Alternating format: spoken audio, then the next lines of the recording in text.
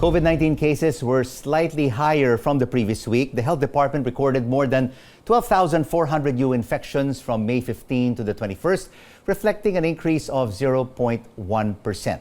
There were 13 deaths. Active cases are at over 16,400, nearly 4 times higher from a month ago. Let's get an update on how the Philippine General Hospital is faring with spokesperson Dr. Jonas del Rosario. Doc, thank you so much for joining us.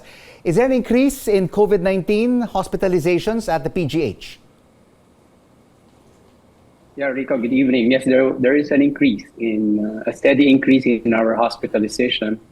Just to give you an idea, about 2 weeks ago, our COVID patients in the PGH were probably less than 30, which these people can be admitted in our own, what we call Bayanihan Isolation Center, where we now place our COVID patients. But as of now, based on the census, this number has doubled. As of today, when I checked our census, there are about 55 active COVID cases admitted to PGH. About 9 patients are from pediatrics. So there's a slight increase, a steady increase. We see daily about 2 to 3 patients get admitted to our hospital. So are you alarmed by these rising cases, Doc Jonas? Well, we are more of, the word alarm probably might be too strong. You know, we have been into this pandemic for 3 years now. We have seen about 10,000 patients already. So our protocols are in place.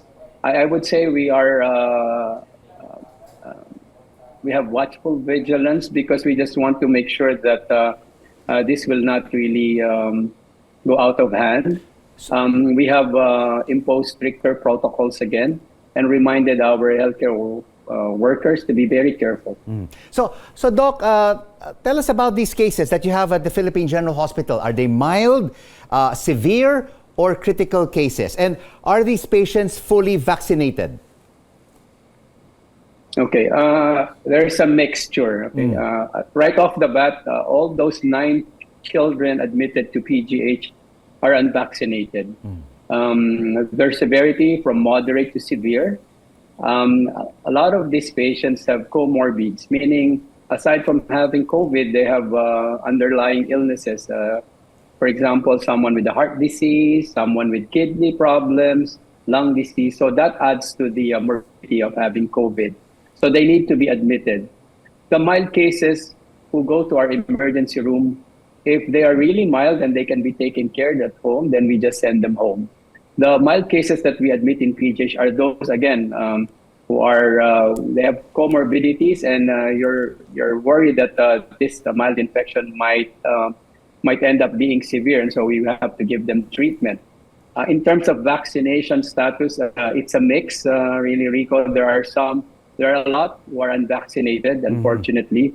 There are also some who had their vaccines, at least their primary series.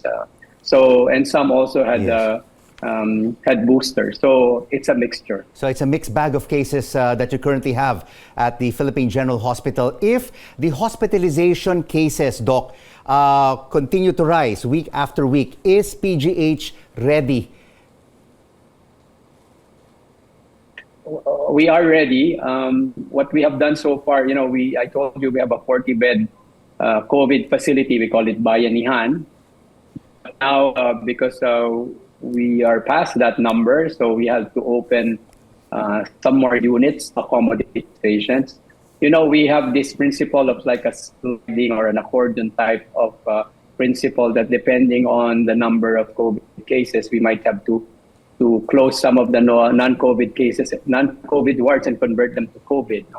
What we also are doing now, having learned so much, is to try to coordinate with some of our some other hospitals we can actually take care of these cases, especially if they're coming from their places.